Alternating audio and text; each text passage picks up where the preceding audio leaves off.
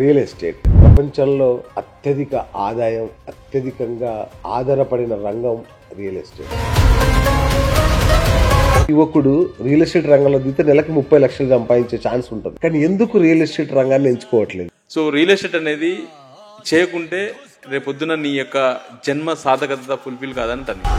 అందుకోసం మన దేశంలో మనిషి కంటే ఈ జంతువులకు ఎక్కువ ప్రయారిటీ ఉంటుంది.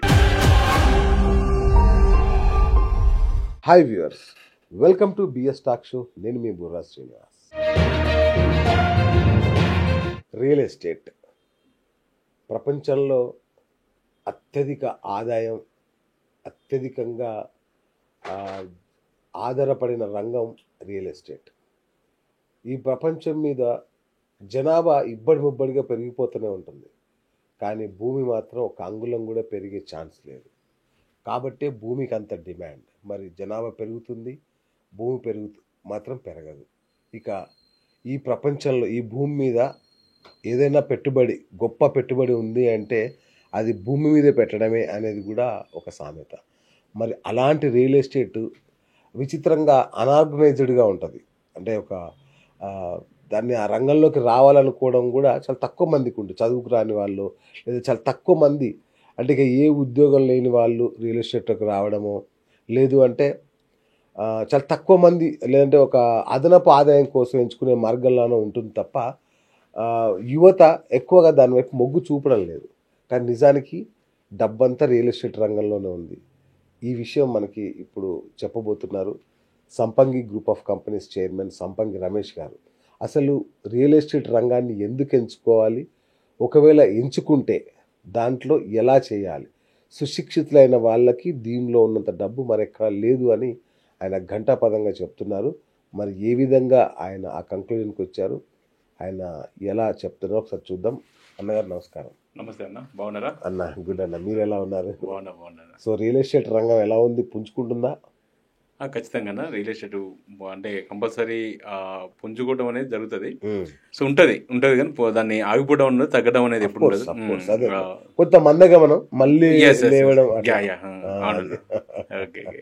సో మీరు రియల్ ఎస్టేట్ రంగంలో అగ్రగామి, ఒక దాదాపు 2.5 దశాబ్దాల అనుభవం, ఇది 2 దశాబ్దాల అనుభవం. ఒకటి ఇప్పుడు హైదరాబాద్ నలువైపులా మీ రియల్ ఎస్టేట్ వ్యాపారం నడుస్తోంది. సో చాలామందికి రియల్ ఎస్టేట్ అనగానే ఒక చిన్న చూపు. నిజంగా యువత, మహిళలు కనుక రియల్ ఎస్టేట్కి వస్తే ఆ రంగం అద్భుతంగా మారిపోతుంది. కానీ ఎంత కష్టపడి సాఫ్ట్వేర్లో నెలకు 30,000 సంపాదించడానికి ఇష్టపడతాడు, కానీ అదే యువకుడు రియల్ ఎస్టేట్ రంగంలో దిగితే నెలకి 30 లక్షలు సంపాదించే ఛాన్స్ ఉంటుంది. కానీ ఎందుకు రియల్ ఎస్టేట్ రంగాన్ని ఎంచుకోవట్లేదు యువత? ఎంచుకుంటే ఏమవుతుంది అసలు?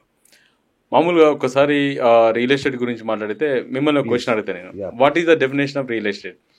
రియల్ ఎస్టేట్ చాలా పెద్ద రంగం అది. అదే మామూలుగా మీకు తెలిసిన డెఫినేషన్ చెప్తాను. నిర్వచనం ఏంటి అని మన క్వశ్చన్ వేస్తే ప్రతి ఒక్కరు తెలిసిన డెఫినేషన్ చెప్తా. ఒకటి ఏముందన్నా అంటే మామూలుగా రియల్ ఎస్టేట్ వ్యాపారం చేస్తున్నా అని అన్నారు అనుకోండి. అంటే రియల్ ఎస్టేట్ అనగానే ఇమీడియట్ గా మనకు గుర్తొచ్చేది ఏంటంటే ప్లాట్లు అమ్మటం, కొనటం, మధ్యలో ఉన్న కమిషన్ తీసుకోవటం. అదే రియల్ ఎస్టేట్ వ్యాపారం. అదే డెఫినేషన్. మామూలుగా మనకు అందరు తెలిసింది, ప్రతి ఒక్కరు తెలుసు. నెక్స్ట్ ఇందాక మీరే అన్నారు ఒకటి, ప్రపంచంలోనే పెద్ద ఇండస్ట్రీ అని. దాదాపు ఇవాళ దీని షేర్ హోల్డ్ ఎంత ఉందంటే, రియల్ ఎస్టేట్ ఇండస్ట్రీ యొక్క షేర్ హోల్డ్ ఎంత ఉందంటే ఇంచుమించు మనకు ఒక 40 నుంచి 60% వరకు ఉంది వరల్డ్ వైడ్. అంటే ప్రపంచంలో అతిపెద్ద ఇండస్ట్రీ ఇదే. సో కాబట్టి ఈ ఇండస్ట్రీలో మనకు మీరు అనార్గనైజ్డ్ ఉండటం వల్ల చాలా మందికి దీన్ని ఇండస్ట్రీలో పెద్దగా చేయరు, చాలా మంది యువత రారు. సో అందుకోసం మా కంపెనీలో మేము ఒకటి చెప్తాం, రియల్ ఎస్టేట్ ఎందుకు చేయాలి, ఎలా చేయాలి అనేది ఒక సెషన్ మా దగ్గర ఉంటుంది అనమాట. అంటే రియల్ ఎస్టేట్ చేయటం అసలు ఎందుకు చేయాలి అనే దాని గురించి మనం మాట్లాడితే, సో రియల్ ఎస్టేట్ అనేది చేయకుంటే రేపొద్దున నీ యొక్క జన్మ సాధకత ఫుల్ఫిల్ కాదంట నేను. అవునా? ఒకవేళ మనకు భగవంతుడు అనేవాడు ప్రత్యక్షమైంది అనుకుందాం, మీకు నాకు ప్రత్యక్షమైతే మనం ఒక క్వశ్చన్ అడగాలి భగవంతుని. చాలా మంది కోరికలు అడుగుతారు, కోరికలు కాకుండా నన్ను అడిగితే క్వశ్చన్ అడగాలంట, దేవుణ్ణి క్వశ్చన్ అడగాల భగవంతుని. ఎందుకంటే what is the purpose of my life, నా జీవన యొక్క ప్రణాళిక ఏంటి, అసలు ఎందుకు ఇక్కడ నన్ను పుట్టించావు, అందరిలో ఉండే ప్రశ్న మన క్వశ్చన్ అడగాలి. క్వశ్చన్ అడిగితే భగవంతుడి దగ్గర నుంచి ఆన్సర్ చెప్తారు అనమాట. నేను 3 పర్పస్ల కోసం నేను పుట్టించాను ఇక్కడ, ఈ పర్పస్ ఫుల్ఫిల్ చేసి మళ్ళీ నువ్వు రావాలి అని చెప్తాడు అనమాట. So purpose number 1. ఈ పర్పస్ నెంబర్ 1 ఏంటంటే నువ్వు లైఫ్లో ఎక్కడ కాంప్రమైజ్ కావద్దు అంటాడు అనమాట. ఓకే. అంటే జీవితంలో ఎక్కడ కూడా నువ్వు కాంప్రమైజ్ కాకుండా నీ జీవితాన్ని జీవించాలి అంటాడు. సో కాంప్రమైజ్ కాకుండా ఉండాలి అంటే ఎవరు కాంప్రమైజ్ కాకుండా ఉంటారు ఇక్కడ? మనం ఒకసారి అడిగితే, ఒకసారి మనము ఈ ప్రపంచంలో ఉన్న జీవరాశిని మొత్తాన్ని ఒకసారి స్టడీ చేద్దాం. ప్రపంచంలో ఉన్న కొన్ని వేల కోట్ల జీవరాశులు ఉన్నాయి. ఈ వేల కోట్ల జీవరాశులు కూడా ఒక్కసారి చలించేటప్పుడు, నడిచేటప్పుడు, మూవ్ అయ్యేటప్పుడు అవి వంగి నడుస్తాయి, అంటే 4 కాళ్ళతో నడుస్తాయి. మీరు చూడండి, చింపాంజీ కూడా మనిషి లెక్కనే ఉంటాడు. మనిషి లెక్కనే చింపాంజీ కూడా ఉంటుంది. కానీ చింపాంజీ కూడా నడిచే ఉండేటప్పుడు 4 కాళ్ళతో నడుస్తుంది. ఎక్కువ సేపు 2 కాళ్ళతో నడవలేదు. సో మనిషి ఒక్కడే నిటారుగా నడుస్తాడు. మీరు చూడండి, ఈ ప్రకృతి ధర్మం ఏం చెప్తుందంటే, ఎవరైతే నిటారుగా ఉంటాడో వాడు రూలర్ అని, కింగ్ అని, గెలిచిన వాడని. ఎవడైతే వంగుతాడో వాడు బానిస అని చెప్పి ప్రకృతి చెప్తుంది. మీరు చూడండి, ఎప్పుడైనా వంగిలా మన రాజు వచ్చింది అనుకోండి, వంగుతాం ఇలా నమస్కారం, వంగి నమస్కారం చేస్తాం. అంటే వంగేవాడు బానిస, నిటారు ఉండేవాడు రూలర్ అని, రాజు అని. దాన్ని అంటే ఈ మనిషి అనేవాడు ఈ ప్రపంచంలో రూల్ చేయడానికి వచ్చిండు. ఈ ప్రపంచంలో ఉన్న జీవరాశి మొత్తానికి ఏలడం కోసం వచ్చిన వ్యక్తి మనిషి. మీరు చూస్తే మన ధర్మంలో కూడా చూస్తే ఎన్నో మంచి కార్యాలు చేస్తే కానీ మనిషి జన్మ రాదు అంటారు. మనిషి జన్మ అనేది అత్యంత అమూల్యమైన జన్మ. ఈ జన్మ యొక్క సార్థకత ఏంటి అంటే, మనిషి ఎక్కడ కూడా తన జీవితంలో కాంప్రమైజ్ కాకుండా జీవించాలి. మొదటిది ఇది పర్పస్ నెంబర్ 1. రైట్. సో ఇక్కడ అంటే ఎంతమంది ఈరోజు ప్రపంచంలో లైఫ్లో కాంప్రమైజ్ కాకుండా ఎంతమంది ఉంటారు? చాలా కష్టం. సో ఇదొక విషయం చెప్తాను నేను. ఇదే మనం కొడిగించి చెప్తే, ఈ ప్రపంచంలో ఉన్న జీవరాశులన్నీ మనం గమనిస్తే, ఫర్ ఎగ్జాంపుల్ మనము కొన్ని జంతువులు మనం తీసుకుందాం, మనిషి జీవితాన్ని కూడా తీసుకుందాం. అంటే అతను కాంప్రమైజ్ అయ్యేటట్టు ఏ విధంగా జీవిస్తున్నాను కానీ మనం తెలుసుకోవడం కోసం ఒక కుక్కను కానీ, పందిని కానీ, మనిషిని, 3 జీవులు తీసుకుందాం. కుక్క, పంది, మనిషి, ఈ 3 కూడా ఈ ప్రపంచానికి వస్తాయి. ప్రపంచానికి వచ్చి దాని బతుకు పోరాడుతాయి. సాయంత్రం కల్లా కొంత ఫుడ్ సంపాదించుకుంటాయి, ఫుడ్ తింటాయి, పడుకుంటాయి. తన జనరేషన్స్కి 2 3 కంటాయి, చచ్చిపోతాయి. చూడు, 3 సేమ్ ఉంటాయి. వీటిని ఒకసారి చూస్తే, కుక్కర్ని చూస్తే 12 సంవత్సరాలు అవుతుంది, పంది కూడా 12 సంవత్సరాలు అవుతుంది, మనిషి 100 సంవత్సరాలు అవుతాడు. మనిషి తన జీవితాంతము ఇదే పండుకొని లేచి దానికోసం చేసి జీవన సంపాదించుకున్నాక ఒక 2 3 కానీ చచ్చిపోతాడు. ఈ 12 సంవత్సరాలు పందిన కుక్క కానీ, పంది కానీ దాని జీవితాంతం ఒక 100 పిల్లలు కంటది. ప్రొడక్షన్ వైజ్ చూసుకుంటే, అంటే జీవితంలో ఎవరు మంచి రిచ్గా ఉన్నారు, ఎవరు ఎక్కువ చేసారు అంటే ఈ కుక్క, పందే చేస్తాయి. అంటే 100 పిల్లలు కనిపోతాయి, మనిషి 1 కానీ వాడి జీవితాంతం కాంప్రమైజ్ అవుతారు. అంటే జీవిత పోరాడి తన జనరేషన్ చూసుకుంటే, కంపేర్ చేసేసుకుంటే వీటి జీవితాలు బెటర్ కదా. అంటే ఎక్కువ పని ఇదే చేసినాయి, ఎక్కువ మంది పిల్లలు కన్నారు. అందుకోసం మన దేశంలో మనిషి కంటే ఈ జంతువులకు ఎక్కువ ప్రయారిటీ ఉంటుంది. ఆ అవతారం, ఈ అవతారం ఉంటాం. మనిషిని నీ కులం తక్కువ, నా మతం ఎక్కువ అని చెప్పి మనం మాట్లాడుకుంటాం. అంటే మనిషి ఎప్పుడైతే తన యొక్క జీవిత సాధకత తెలుసుకొని, అసలు ఈ ప్రపంచానికి నువ్వు ఎందుకు వచ్చినావు అని చెప్పి ఆయన తెలుసుకొని ఆ విధంగా చేస్తే అతన్నే కారణ జన్మలు అంటారు, అతనికి రెస్పెక్ట్ ఉంటుంది.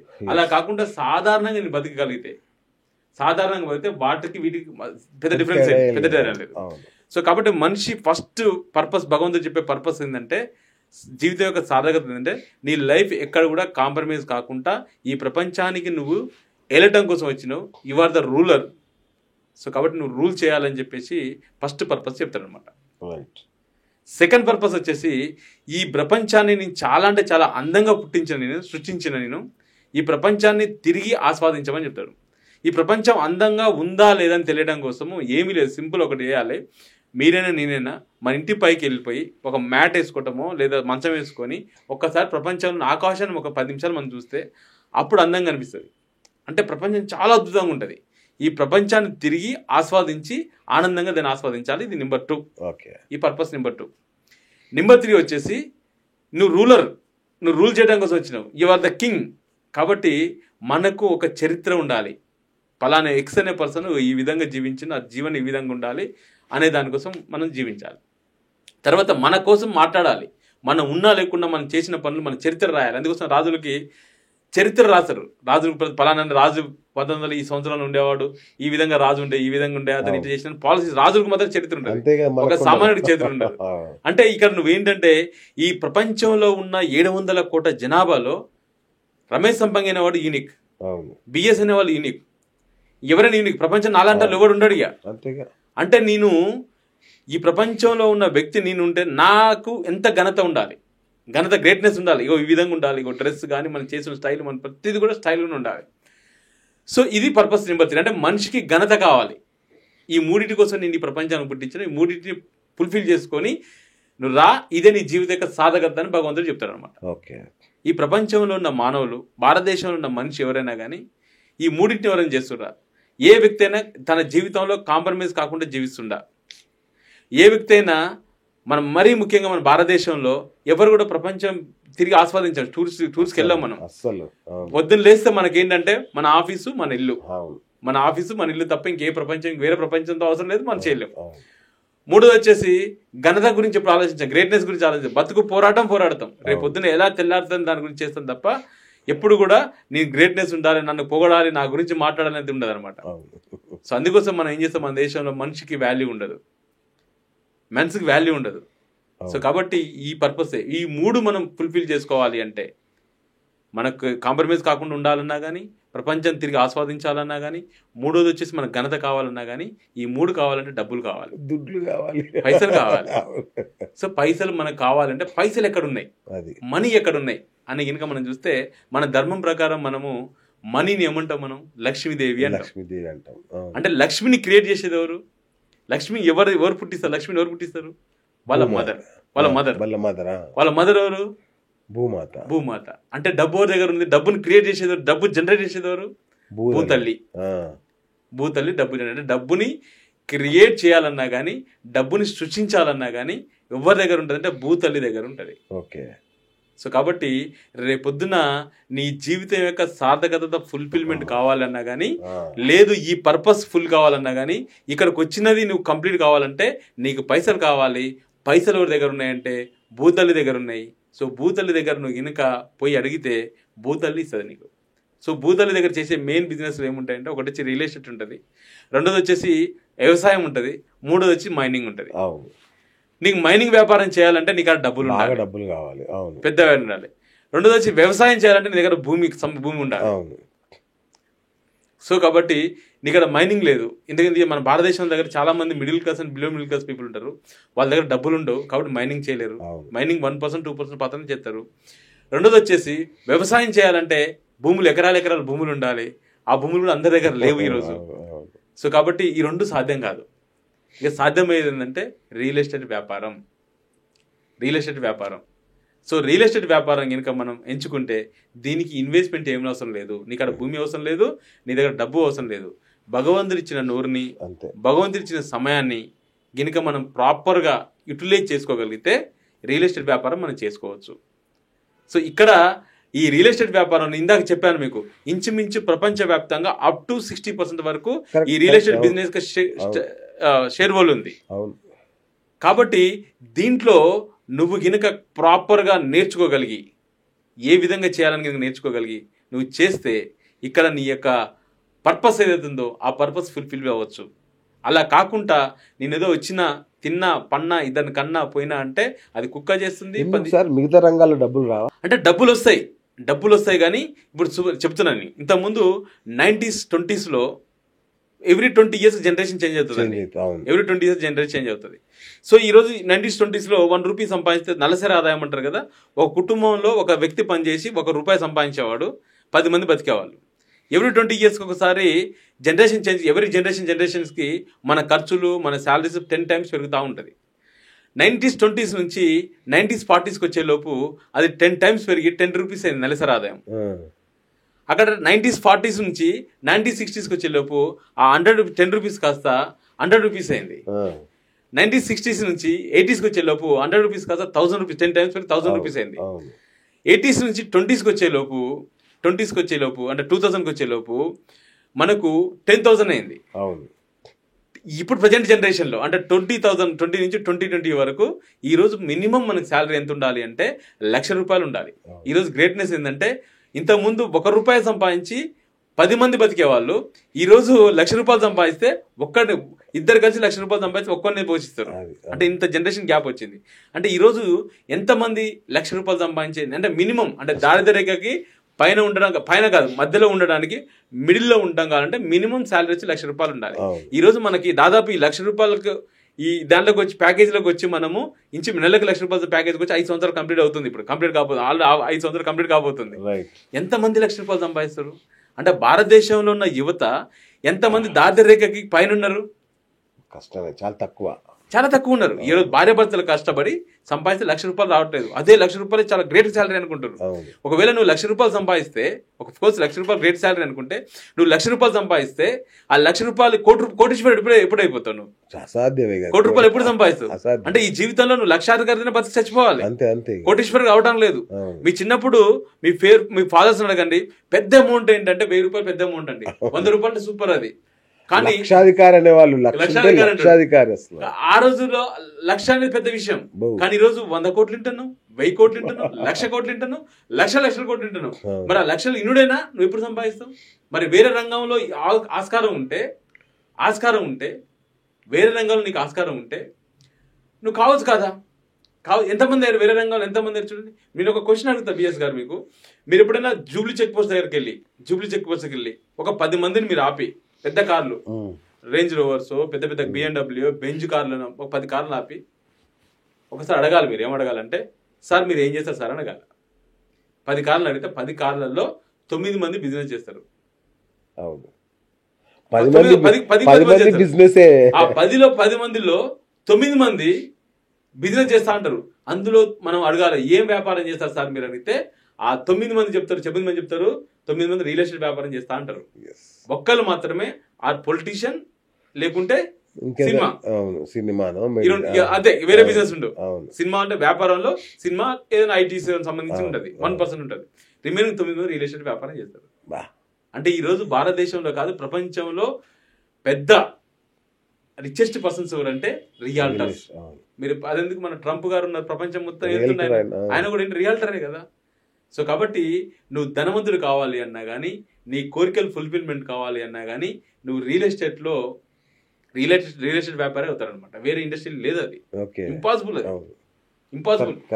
సో కాబట్టి రియల్ ఎస్టేట్ వ్యాపారం ఉంటుంది. సో కాబట్టి నువ్వు ఇక్కడ ఇంకా ప్రాపర్గా అర్థం చేసుకొని ఈ రియల్ ఎస్టేట్ కరెక్ట్గా చేయగలిగితే నువ్వు ఖచ్చితంగా అంటే నేను ఏం చెప్తున్నా అంటే, రేపు పొద్దున నీ యొక్క జీవిత సార్థకత ఫుల్ఫిల్మెంట్ అవ్వాలి అంటే, సార్థకత అవ్వాలి అంటే, లేదు నీ పర్పస్ ఫుల్ఫిల్మెంట్ కావాలంటే, నీకున్న ఏకైక ఆప్షన్ రియల్ ఎస్టేట్ మార్కెటింగ్.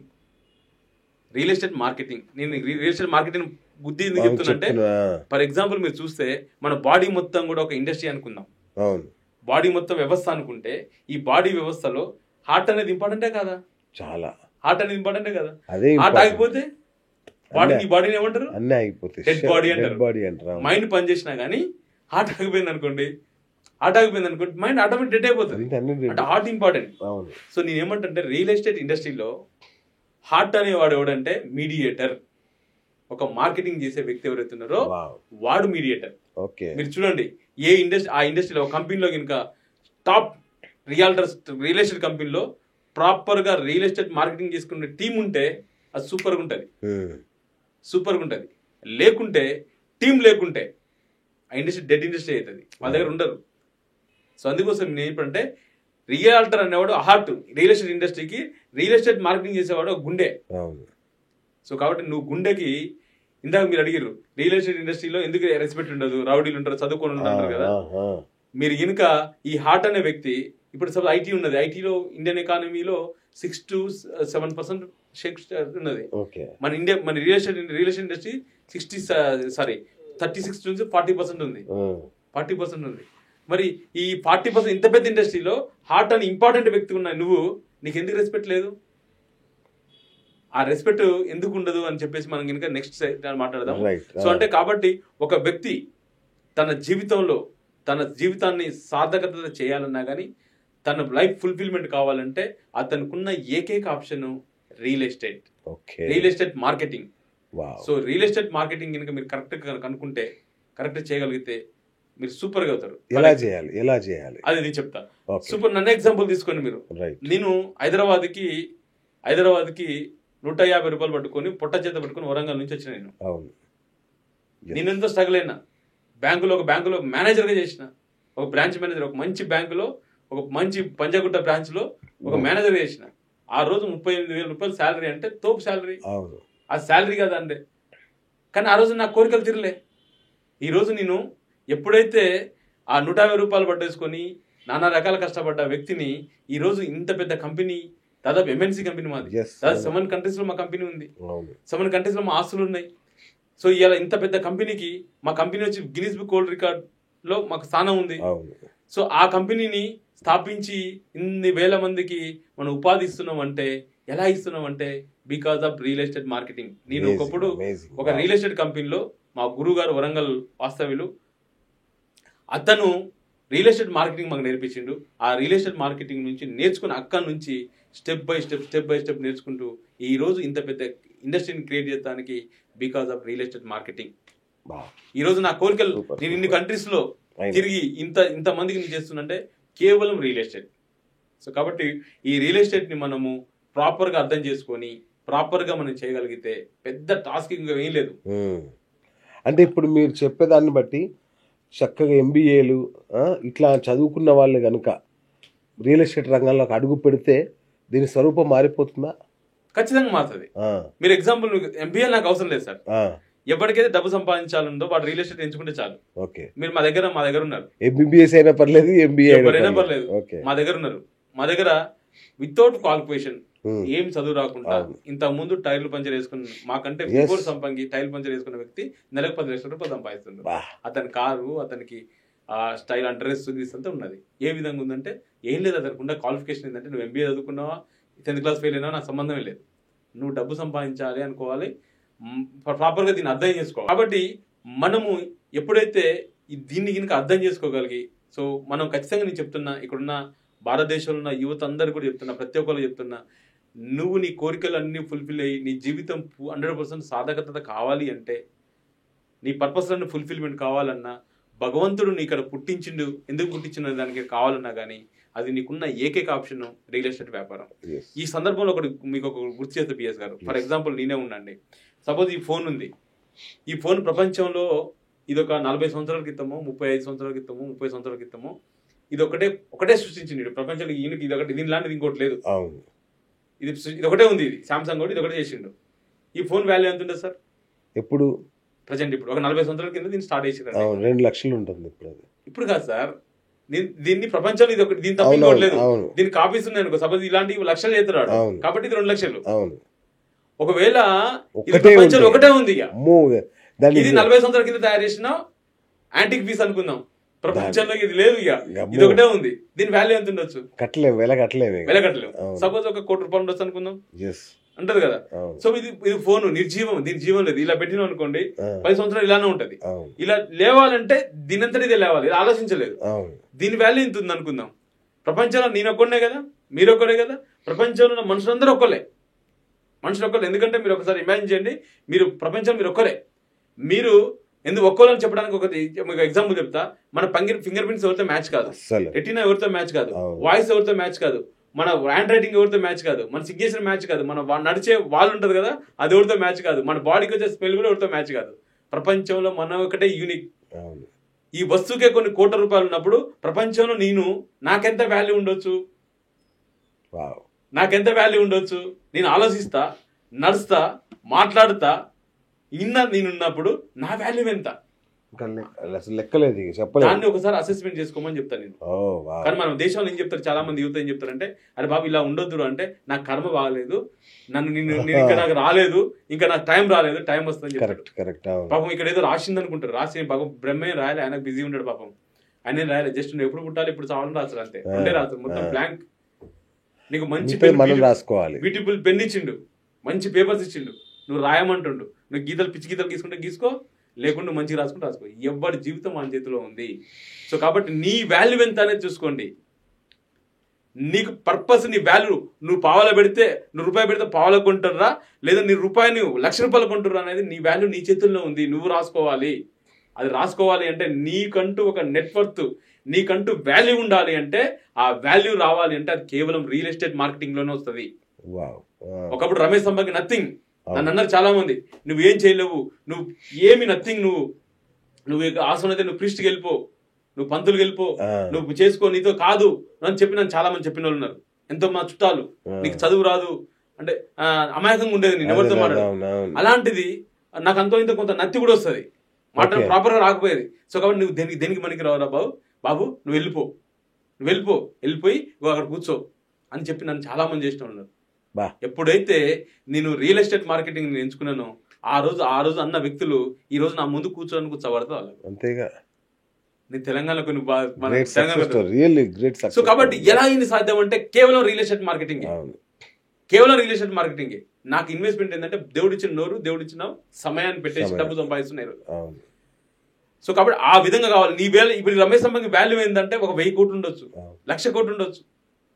అట్లనే రేపు పొద్దున నీ వాల్యూ పెరగాలి, నీ నెట్వర్క్ ఎంత నువ్వు ఆలోచించమని చెప్తాను. ప్రతి యువతకు ఈ రోజు నీ నెట్వర్క్ ఎంత అని ఆలోచించమంటున్నా. పొద్దున్న లేసి ఆఫీస్కి పోయి సాయంత్రం వచ్చి జీతాలకు వచ్చి ₹1,00,000 పారుకుంటా అట్లా ఉంటావా?